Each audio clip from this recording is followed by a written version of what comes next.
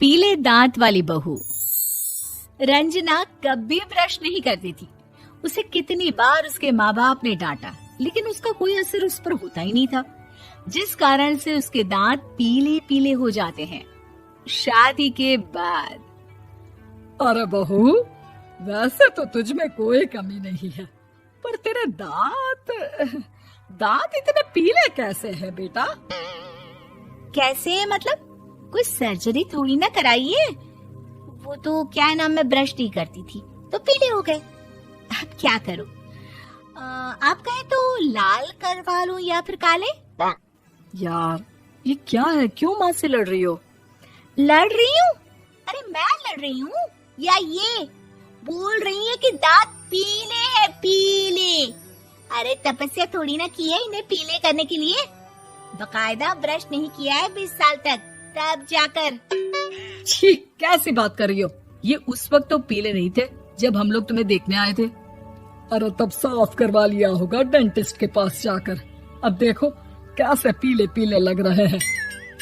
रंजना सास की तरफ गुस्से से देखती है। फिर शुरू हो गई पीले पीले पीले। अरे पीले तो तब भी थे जब मेरे हाथ का रसगुल्ला उड़ा उड़ा कर खा रही थी और बोल रही थी, लड़की नहीं गुणों का खजाना दे रहे भाई साहब आप। खैर, अब वो लोग करते भी तो क्या करते, पीले दांत वाली बहू पल्ले पड़ी थी तो झेलना तो था ही। एक दिन कीर्तन में रंजना गाना गा रही थी। अरे कमला बहन, माँ का द्वार है, यहाँ तो सब शुद्ध होकर आते हैं, फिर अपनी बहू को ब्रश भी नहीं करवाती तुम। दूर से पीले पीले दांत भक्ति में बाधा उत्पन्न कर रहे हैं। अरे कोई 2 साल की बच्ची थोड़ी ना लेकर आई हूँ मैं बहू बनाकर।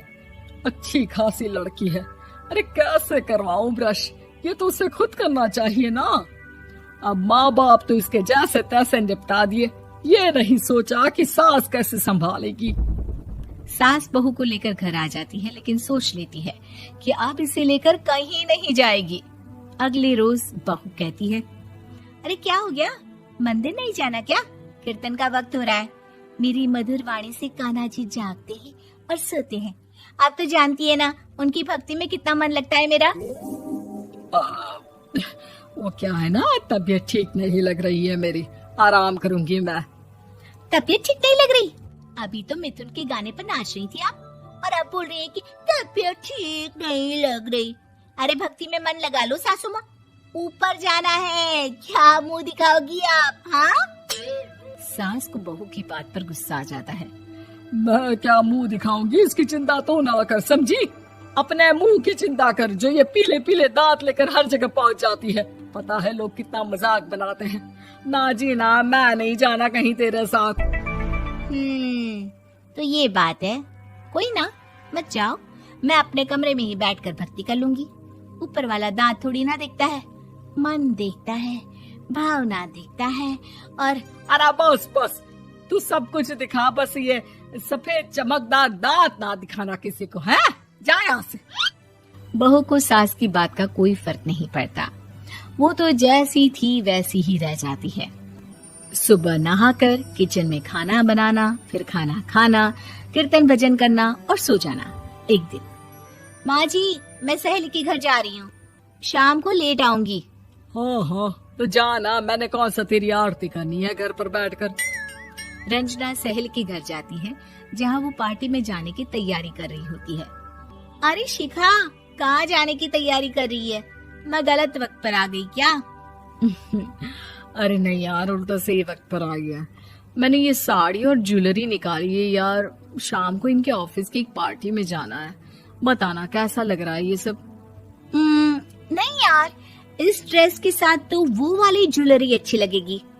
हाँ हाँ सही बोल रही है, मैंने ध्यान ही नहीं दिया। वैसे तो हमेशा से मस्त फैशन सेंस रखती है। तो बड़ा जाती होगी ना पति के साथ पार्टी में। रंजना कुछ नहीं बोलती, बस सोचती है कि यार काश ये बात सही हो जाती, पर मैं क्यों नहीं जाती पार्टी में? क्या इन लोगों की कोई पार्टी होती नहीं होगी? रंजना घर आती है और रात में पति से सवाल करती है, एक बात बताइए, आप मुझे किसी पार्टी में क्यों नहीं ले जाते? क्या आपके यहाँ ऑफिस में पार्टी नहीं होती? पति बेचारा क्या कहता कि दांत पीले हैं तुम्हारे इसलिए। अरे कोई पार्टी होती नहीं हम लोगों के ऑफिस में, तो कहाँ से लेकर जाऊं? और मार्केट, मॉल, कहीं वीकेंड घूमना, कहीं तो। अरे यार सारे हफ्ते में एक छुट्टी मिलती है, तो सोचता हूँ कि आराम ही कर लूं। क्यों? रंजना मन मार के रह जाती है। पहले कभी सास के साथ मंदिर जाया करती थी, लेकिन वो भी सास ने ले जाना बंद कर दिया। घर बैठी बैठी रंजना बोर हो जाती है। तभी उसे आइडिया आता है और वो मायके जाने का सोचती है। सासू माँ, 2 दिनों के लिए मम्मी के घर जा रही हूँ। अच्छा ठीक है, आराम से जा। और हाँ, माँ से कुछ अच्छी आदत सीख कर आना कि कैसे शरीर के हर भाग की तरह दांतों की सफाई भी जरूरी होती है, समझी? शुरू हो गई ना आप। वो लोग आपकी तरह नहीं है कि छोटी छोटी बात का बतंगड़ बना दे। उन लोगों के लिए मैं मायने रखती हूँ, ना कि मेरे पीले पीले दांत। रंजना माँ को बिना बताए उन लोगों को सरप्राइज देती है, लेकिन जैसे ही वो दरवाजे पर पहुंचती है, अंदर देखती है कि घर वाले कहीं जा रहे होते हैं। अब माँ, काश रंजना दीदी के दांतों वाली प्रॉब्लम नहीं होती, तो वो भी हम लोगों के साथ चलती ना बुआ जी की बेटी की शादी में। हाँ बेटा, लेकिन अब उसे कौन समझाए कि उसको उसके पीले दांत नहीं दिखते, लेकिन उसके आसपास के लोगों को कितना एम्बैरेसिंग फील कराते हैं। मुझे तो कितनी बार उसके स्कूल की टीचर ने शिकायत की कि उसके साथ कोई लड़की बैठना भी नहीं चाहती, और ना ही कॉलेज में कोई उससे बात करना चाहता था। लेकिन पता नहीं क्यों उसे ये बात समझ में ही नहीं आती।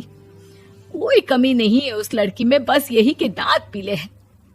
वो तो भला हो जीजा जी और उनकी माँ का, जो दीदी को जैसी है वैसे ही रखा हुआ है। रंजना को अपने घर वालों की बात सुनकर बहुत दुख होता है। वो सोचती है कि वो क्या करे, लेकिन फिर वो सीधा डेंटिस्ट के पास जाती है, अपने दांत चमकाती है और कसम खाती है कि वो रोज ब्रश करेगी। अरे क्या हो गया?